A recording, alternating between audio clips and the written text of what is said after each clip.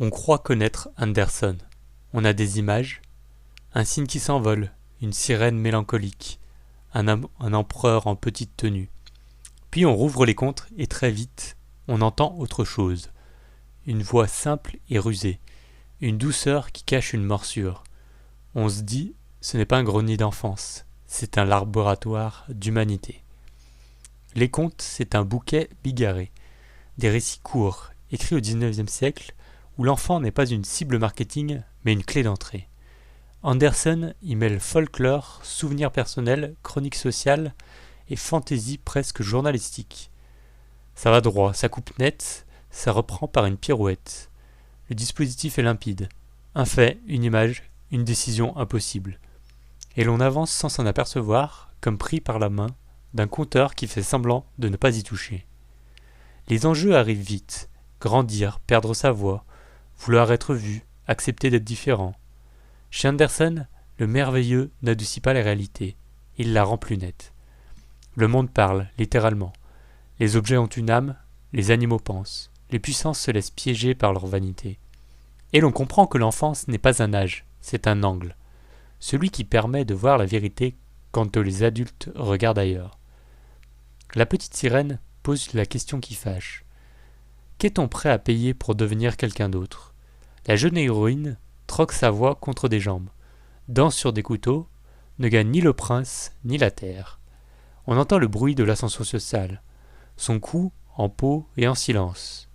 On peut y lire une fable de l'émancipation. On peut y voir une mutilation consentie. Andersen ne tranche pas. Il laisse brûler le dilemme comme une braise sous l'eau. La petite fille aux allumettes n'a pas besoin d'effet. C'est l'hiver, c'est la rue, c'est la faim. La chaleur n'existe qu'en rêve, et le rêve n'empêche pas la faim. On s'étonne encore de la brutalité de cette page, et du calme avec lequel elle est racontée.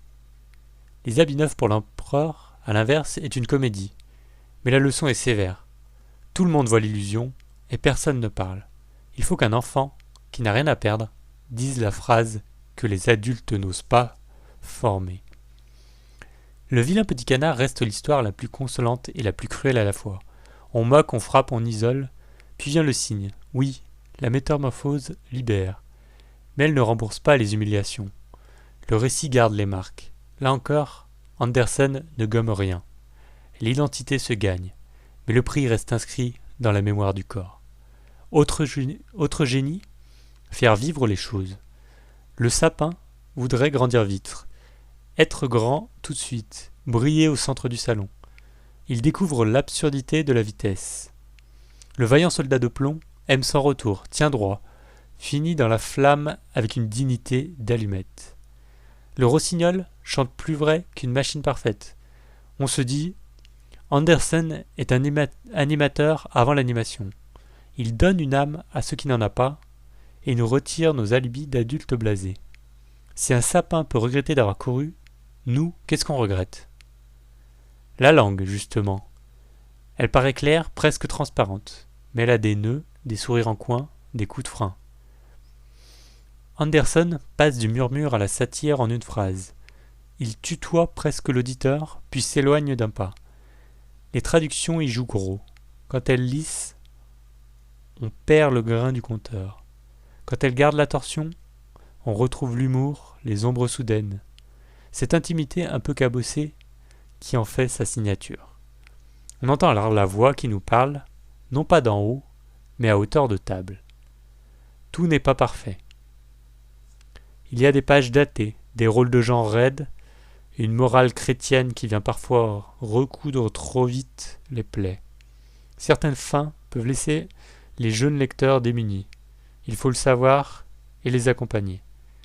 Mais l'intelligence émotionnelle est là. Andersen ne sermonne pas. Il met en scène des choix où toutes les issues coûtent. Et dans ce coup, il place la dignité, le courage têtu, la bonté sans posture. On aime comparer. Les Grimm vont au folklore, Perrault au salon. Andersen, lui, s'invente en ville, avec la pauvreté en toile de fond et la célébrité comme mirage. On pense à Dickens pour la compassion sociale, à Hoffmann pour la fantaisie inquiétante. Mais la phrase d'Andersen est plus nue, plus frontale. elle a quelque chose du reportage. Cadre net, détail juste, conclusion au cordeau. Relus aujourd'hui, ces contes font écho à l'actualité sans forcer. Les habits neufs, c'est la bulle médiatique, et le courage de dire non. Le sapin, c'est la productivité comme religion. Le vilain petit canard, c'est l'inclusion et l'estime de soi. La petite fille aux allumettes, c'est la précarité qu'on ne veut plus voir. Alors pourquoi y revenir? Pour l'énergie narrative, pour la façon qu'a Anderson de prendre l'auditeur par surprise en installant la magie comme un piège doux. On croit lire une berceuse, on tombe sur une radiographie. On croit deviner la morale, elle se dérobe. Chaque conte devient un test de Rorschach.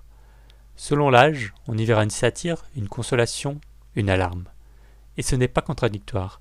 C'est la preuve qu'un conte pour enfants peut parler surtout aux adultes. Il reste une question simple, presque pratique. Comment lire Anderson aujourd'hui?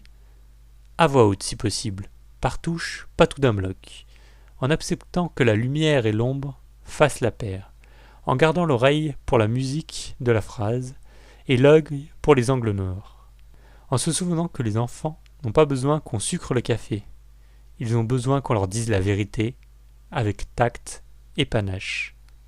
Quand on ferme les contes, ce n'est pas l'empereur qui est nu, c'est nous, face au miroir.